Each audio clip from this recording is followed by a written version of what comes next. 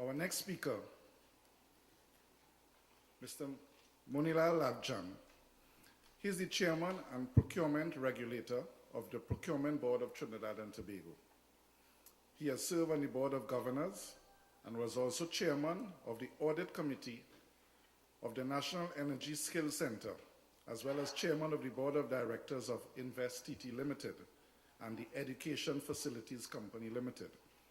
Mr. Lalchan is a former Director and Vice President, Finance and Planning at Atlantic Energy Company of Trinidad and Tobago, a former Director of several RBC financial institutions and the Hotel Facilitation Company Limited. Mr. Lalchan was also a Director of the Heroes Foundation and several other charitable organizations, in addition to being a past President of the Trinidad and Tobago Chamber of Commerce. It's my pleasure now to introduce you to Mr. Moonilal Lalchan to address you.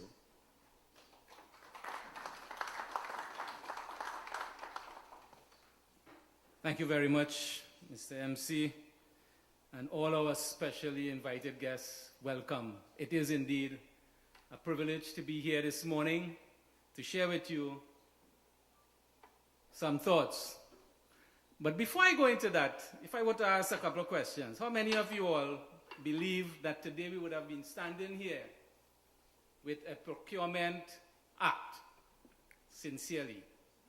How many of you all really believe we would have been here? Thank you very much, Mr. MP. You know, as we go through the country and we speak to several of the public bodies and institutions that will be affected by this act, we get the same. A couple of people say, yeah.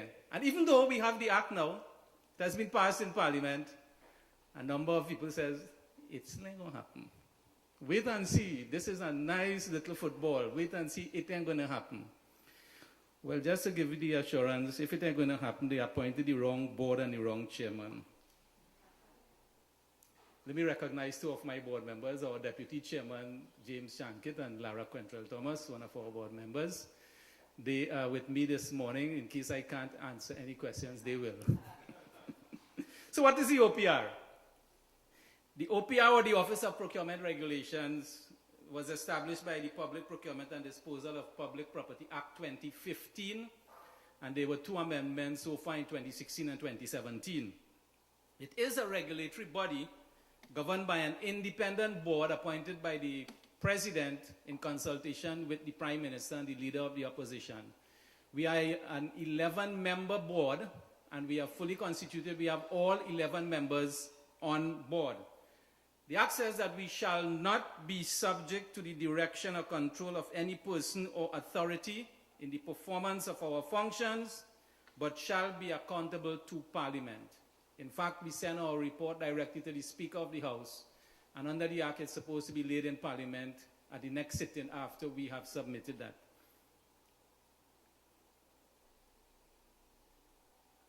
The objects of the Act, and many of you all would have seen the objects of the Act being accountability, integrity, transparency, and value for money.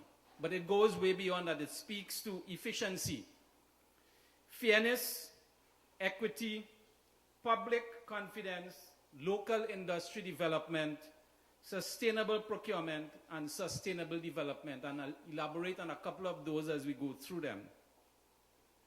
The functions of the OPR: to establish a comprehensive database of tenders and awarded contracts. In fact, every public body on a quarterly basis needs to report to the office all their procurement activities for the past quarter in terms of the type of contracts awarded, to whom it was awarded, the value of contracts awarded, any scope creep, any litigation and so on that you have that may cost the public body any additional costs associated with the contract.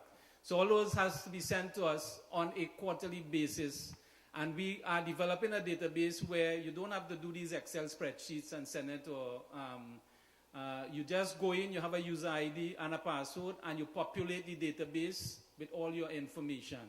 And that will be consolidated into one report that goes into Parliament. So that Database, we are in the final stages of awarding the contract. It will be awarded by next week.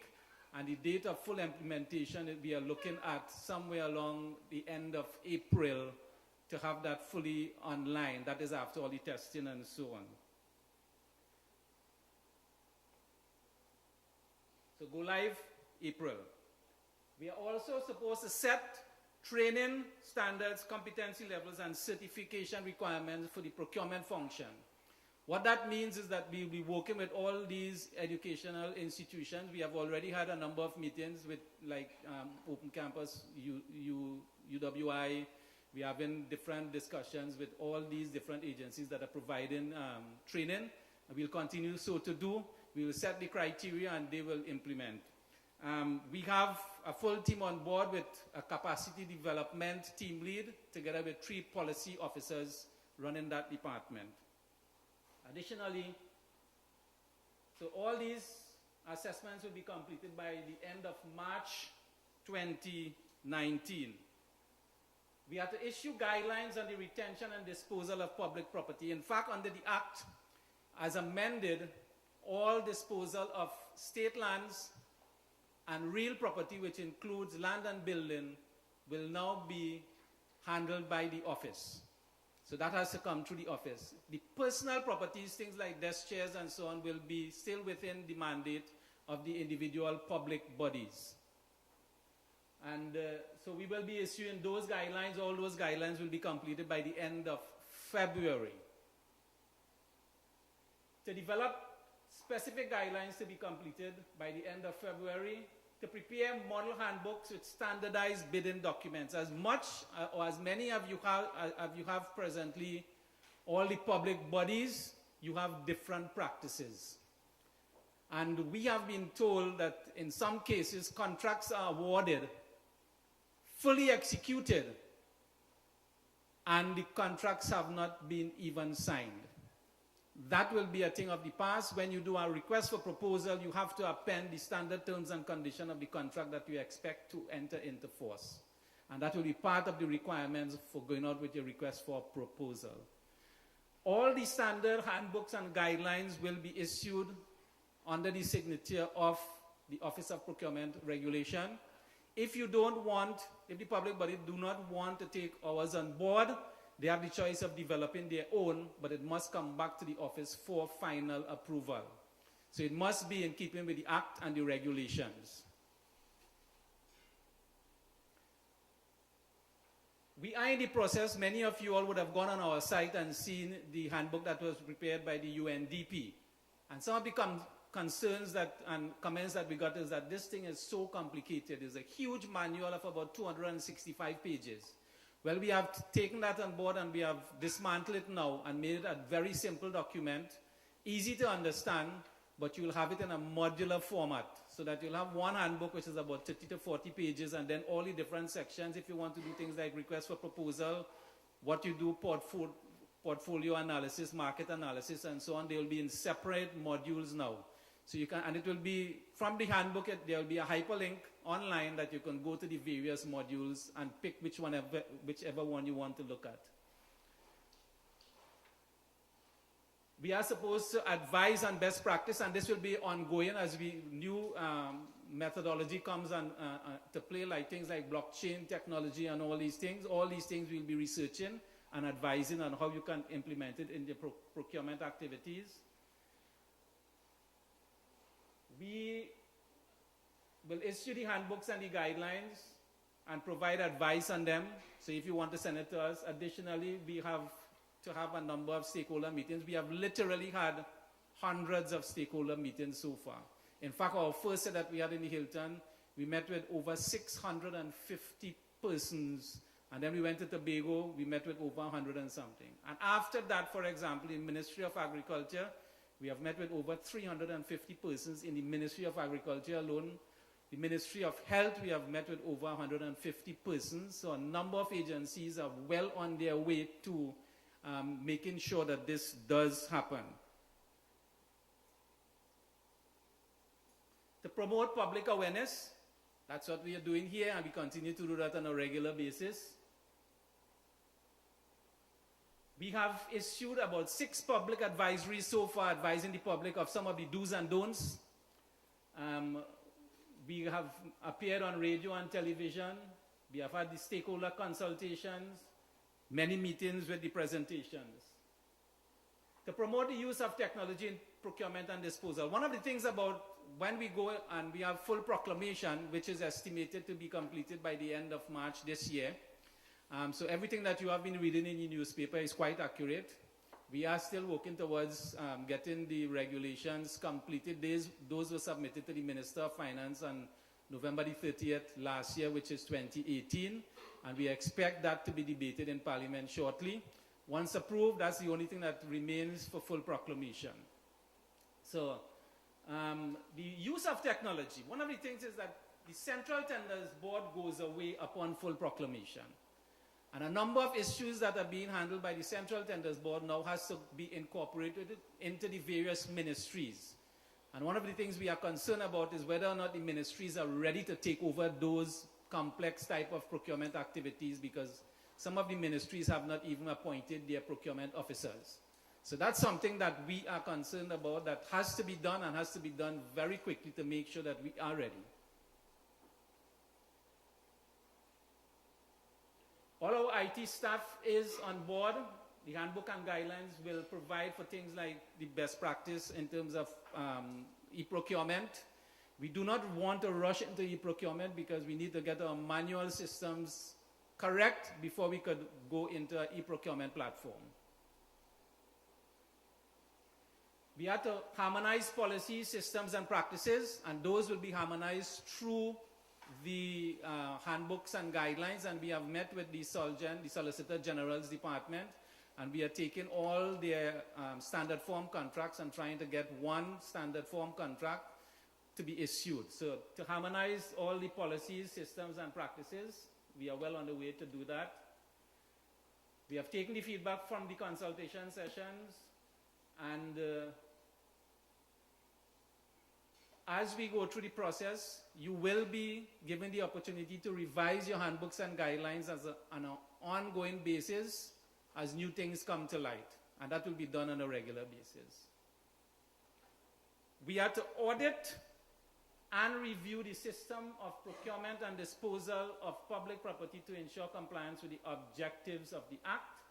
We have already appointed our team lead, audit and investigation. That person starts on February 1st, and the full team will be on board by the end of March. Additionally, and this might be of interest to most of you, we have to investigate on our own initiative or upon complaint from any party involved in public procurement or disposal of public property, or any member of the public, any alleged or suspected breach of this Act. And you'll see some of the consequences for any breach under the Act. I'll share with you shortly. So who falls under the Act? These are the different agencies and bodies that fall under the Act. The Office of the President, and this is not the President of the Rotary Club. It's the President of the country. We are meeting with Her Excellency and her team on Monday coming to roll out this exactly what we're rolling out today. The Parliament, although we report to the Parliament, all procurement activities under the Parliament falls under the Act. The Judiciary, and we have met with several arms of the Judiciary already. We have met with the Parliament already. A ministry or a department or division of a ministry. The Tobago House of Assembly or a division of the Tobago House of Assembly. And we have already met with the Tobago House of Assembly and all the divisions. We have met with a number of ministries and their departments. A municipal corporation established under the Municipal Corporation Act, so all 14 in Trinidad. A regional health authority established under the Regional Health Authority Act. A statutory body, responsibility for which is assigned to a Minister of Government. A state-controlled enterprise, and all these special purpose companies that were set up, they all fall under the Act. A service commission established under the Constitution or other written law. And if you're not caught under that definition, you are caught under the definition for public money. And the public money definition says that public money means money that is received or receivable by a public body, raised by an instrument from which it can be reasonably inferred that the state accepts ultimate liability in the case of default, spent or committed for future expenditure by a public body, distributed by a public body to a person. So all these NGOs, Pantrinbago, Football Association, Cricket Board, school boards that run all these different schools and so on, they all fall under the Act. Raised in accordance with a written law for a public purpose or appropriated by Parliament. Mr. Young would have mentioned public-private partnership agreement under Section 4 of the Act. It said it includes an arrangement between a public body and a private party under which the private party undertakes to perform a public function or provide a service on behalf of the public body. The private party receives a benefit for performing the function or providing the service either by way of compensation from a public fund, charges or fees collected by the private party from the users of a service provided to them, or a combination of such compensation and such charges or fees. The private party is generally liable for the risk arising from the performance of the function or the provision of the service, depending on the terms of the agreement. We also have under the Act what we call a challenge proceeding. Under Section 49(1), it says a supplier or contractor, and this will be important for you in this room as supplier and contractors, a supplier or contractor may bring challenge proceedings where it is alleged that a procuring entity made a decision or took action that is not in compliance with the Act, and the supplier or contractor has suffered or is likely to suffer loss or injury because of the direction or action of the public or the procurement entity. Once that is, it comes to that, within 3 days we have to publish that in 2 newspapers and on our website, the fact that there is a challenge.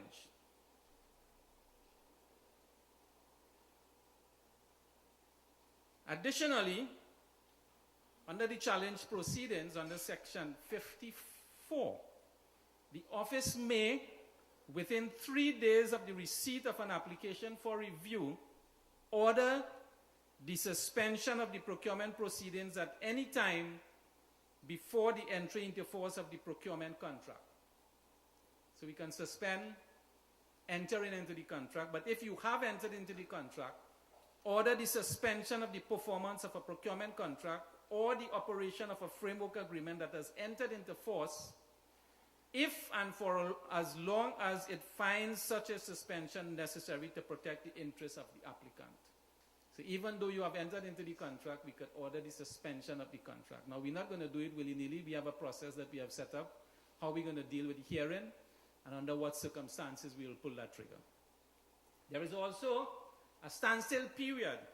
Under Section 4, standstill period means the period from the dispatch of a notice as required under Section 35(2), during which a procuring entity cannot accept the successful submission, and suppliers or contractors can challenge the decision so notified. So you could have a challenge before you even award the contract. We have suggested in the regulations that challenge period, standstill period, be between 5 days and 15 days. So within that period, you can make an objection before the award of the contract. There was a question earlier this morning about pre-qualification of contractors and so on. What we have set up under the Act is a procurement depository. So any member of the public, you want to do business with a public entity, you can come in onto the depository, which will be on the database, fill in your information. It will be like an expression of interest. You put in your relevant information under the various headings, and a public body who wants to do business with you would then have to take that information, assess it, do their due diligence, and then make a recommendation for you to go onto the permanent database of pre-qualified contractors. The database of pre-qualified contractors, there will be one database in the country, and that will be held by the office. So every single public body that have done their pre-qualification will be invited to put in all their information onto the pre-qualified database, and we will consolidate it. For example, if you have been pre-qualified for, let's say in the petroleum industry, you have been pre-qualified under NGC for, let's say, a service of welding up to 100,000, and you go to Heritage and pre-qualify for the same welding up to $1 million. When we do the consolidation, we will pre-qualify you at the higher level. We are going to also pre-qualify you by categories and geographic location. And the geographic location we have chosen for local development and so on is by regional corporations. So that if you want somebody to do a mason job in Toko, you would not go down to Ikakas and invite somebody to bid. So we're trying to develop the local industry also in terms of how we do it. So there will be guidelines in the handbooks as to how you go about engaging the services and so. There is also an ineligibility list. Now the ineligibility list again will be held by the office, and you get on the ineligibility list based on a recommendation of one of the public bodies that you do business with. The office may add a supplier contractor to the list where the supplier or contractor consistently fails to provide satisfactory performance, the key word being consistently, is found to be indulging in corrupt or fraudulent practices, or is convicted of an offense under the Act. And you will be ineligible from doing business with the public bodies for a total period of 10 years.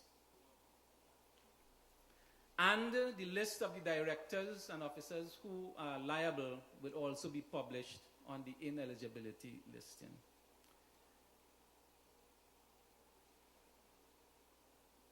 So who is responsible for procurement?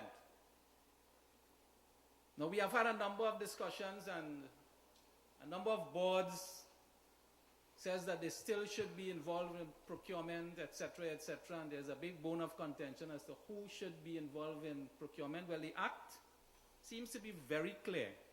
Section 61(1) says, any person who contravenes a section referred to in the first column of Schedule 1, which I'll share with you, commits an offense and is liable on conviction to the penalty specified in the third column of that schedule.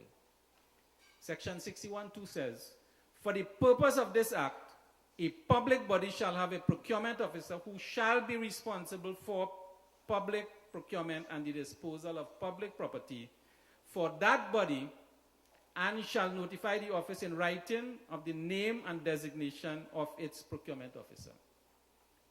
And the key word there is shall, not may or may be. Shall be responsible.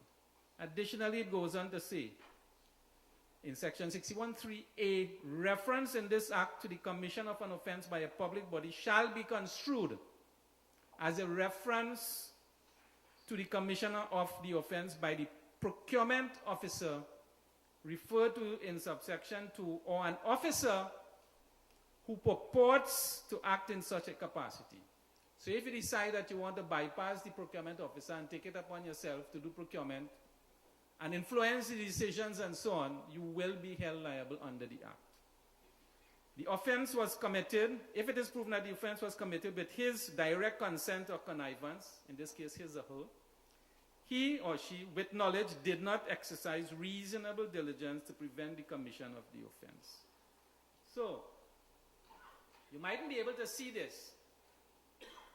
This is referred to, for the legal people around us, as the fine prints. But let me read the fine prints to you. Because I think it's important that you know what is in the fine print. Splitting of procurement contracts. Summary conviction, 500,000 and 1 year imprisonment. Breach of confidentiality. Summary conviction, 500,000 and 1 year in prison.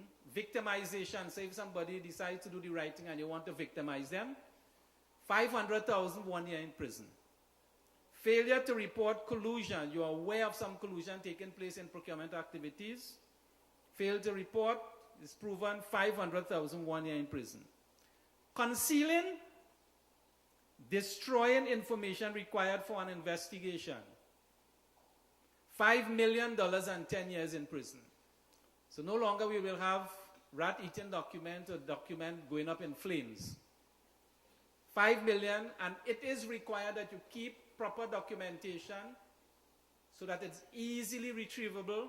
I'm not saying you have one file and it got destroyed, but you must have proper safeguard, electronic saving of your documents and so on, and it is required that you produce it for an investigation. Failure to comply with requirements with respect to confidentiality, 500,000 and 1 year in prison. Failure to comply with the decision or direction of the OPR issued under the Act, summary conviction, 100,000, no imprisonment. I don't know why they didn't put some imprisonment there, but that's fine. We catch you on the other side. Failure of a member of the board of the OPR, that's the board that I head, or a committee constituted by the board, knowingly or willfully to disclose a conflict of interest, 500,000 and 1 year in prison. I thought they could have put 5 million and 10 years, but false report to the office. If you make a false report, because you know once this act is fully proclaimed, everybody will have a report they want to make to investigate.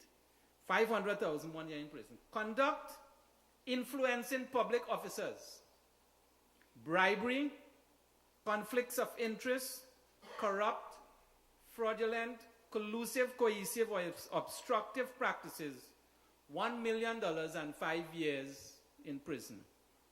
Bid rigging. Bid rigging, and there is a definition for what is bid rigging. And we have put in more information in the regulations and in the handbooks and guidelines to guide you as to not to do bid rigging. $5 million and 10 years in prison. Altering a procurement document to influence the outcome of a procuring proceedings, 2 million, 7 years in prison. Contravention of a regulation made by the hands of the minister, up to $1 million and 5 years in prison. So,